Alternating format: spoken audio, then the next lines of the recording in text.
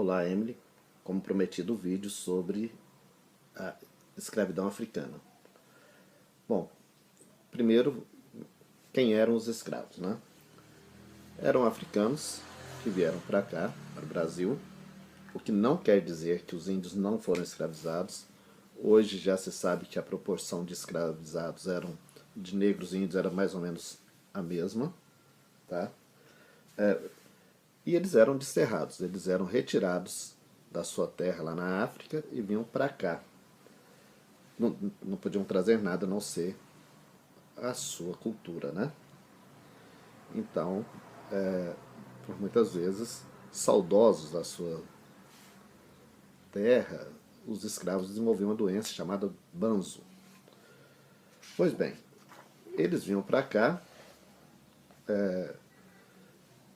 principalmente a partir de 1531. E no primeiro século, no século XVI, é um número baixo, comparado, evidentemente, com os números finais, né?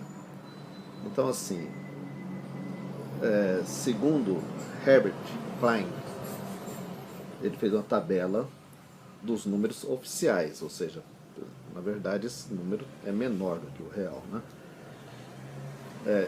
Que entre 1531 e 1600, 50 mil escravos foram trazidos para o Brasil. Entre 1601 e 1700, 560 mil escravos.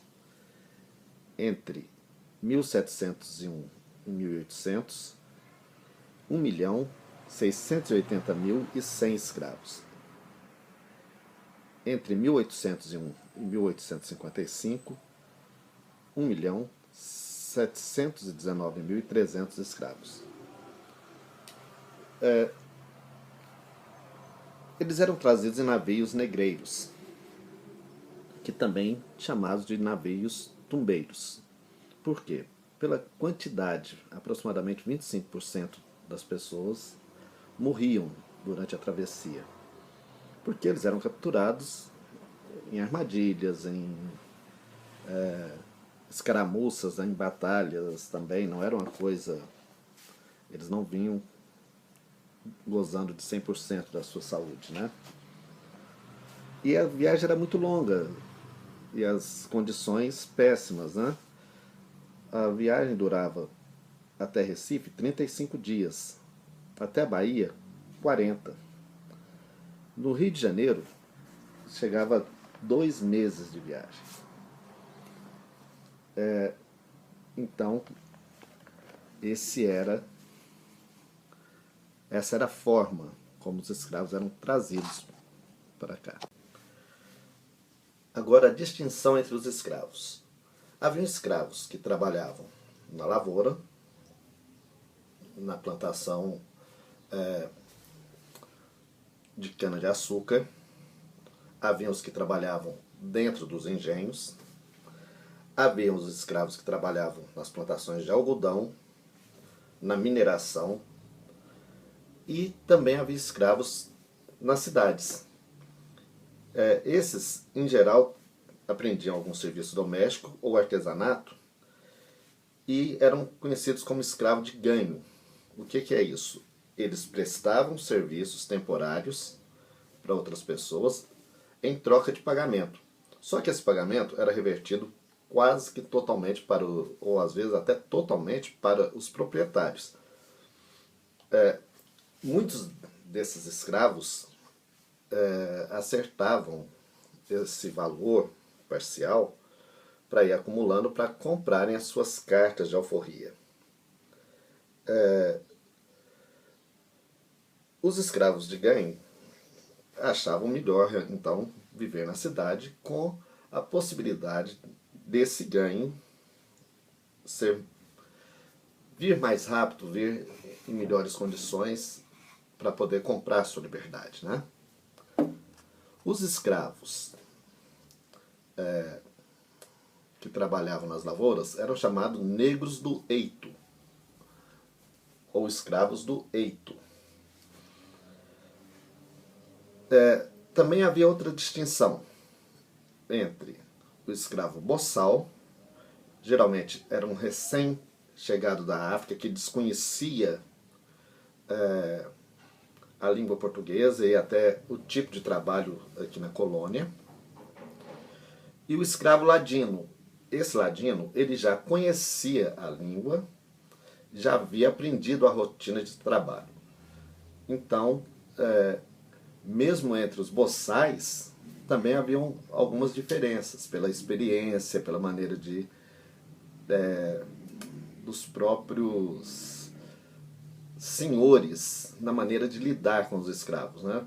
Ou seja, mesmo entre os boçais, eles diferenciavam aqueles que tinham mais facilidade de aprendizagem e aqueles que realmente mais força bruta e queriam então trabalhar no eito. Bom, havia também agora uma diferença de acordo com a região de onde eles vinham. Nós vimos há pouco a diferença por trabalho, o que é o boçal, o que é o ladino. Agora vamos lá na origem, de onde que eles vinham. Os bantus eram originários da África Central, geralmente Angola e Congo, e foram levados principalmente para Pernambuco, Rio de Janeiro e Minas Gerais. Os sudaneses provinham das regiões de Daomé, Benim, Nigéria e Guiné, na região da África Ocidental, e foram levados principalmente para a Bahia.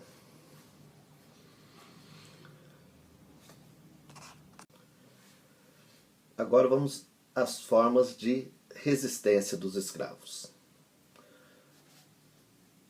Muita gente pode até estranhar, mas o suicídio era uma forma de resistência. Preferível morrer do que continuar escravo. Provocar aborto, para que o filho também não passasse por tudo que os pais teriam passado, não passaram. Haviam as fugas, que podiam ser tanto individuais quanto coletivas, e essas fugas coletivas acabaram criando um local, uma comunidade em que eles pudessem se unir para defender a liberdade conquistada com a fuga. Então surgiram os quilombos, que é uma palavra que significa exatamente isso, união. Além disso, havia a violência realmente. Violência contra os senhores, contra os feitores, havia sabotagem, paralisando a produção ou reduzindo, quebrando ferramentas, incendiando plantações. Na produção de açúcar, a sabotagem era uma constante, porque mexiam também com fogo, né? Então, no engenho, né? Então aquelas fagulhas podiam ser lançadas, pegava-se uma madeira, criava uma brasa e lançava em folha seca nos canaviais, né? Então, quebrar os dentes das moendas, que eram de madeira. Então, nós temos todos os tipos. Você citou um ardil de uma escrava que enganava as suas donas, né, para poder conseguir a carta de liberdade, evitar ser vendida para outro dono. Sim, você me perguntou se era verdade. Sim, acontecia sim. Porque fica uma questão. Não seria válido tudo para poder sair daquela vida de escravo? Né? Afinal de contas, ficar ali com a sinhazinha como escrava não garantia que ela não pudesse ser castigada, que pudesse sofrer todo tipo de agressão. né? O quilombo mais famoso foi o quilombo de Palmares,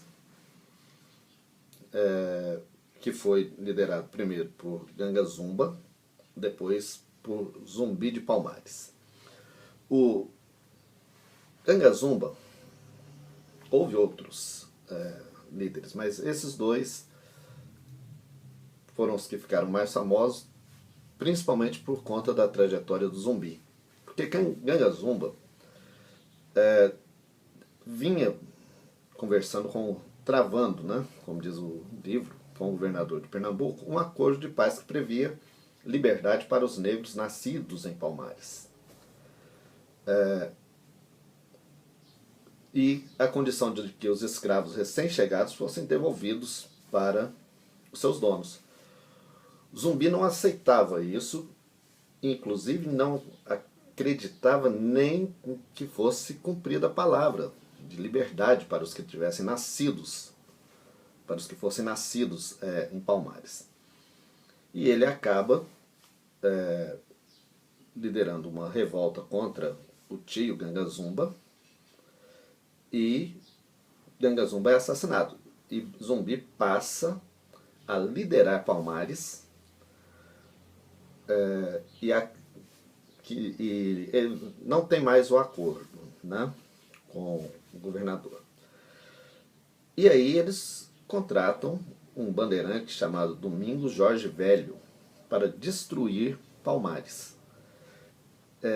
Domingos Jorge Velho era um tipo de bandeirante sertanista. O que é esse sertanista? É o que faria o trabalho sujo mesmo, né? De massacre, de violência contra índios, contra os negros. É diferente do bandeirante de apresamento, que capturava os índios para escravizar. Esse não, esse era um sertanista, ele trabalhava por contrato e fazia realmente o serviço sujo.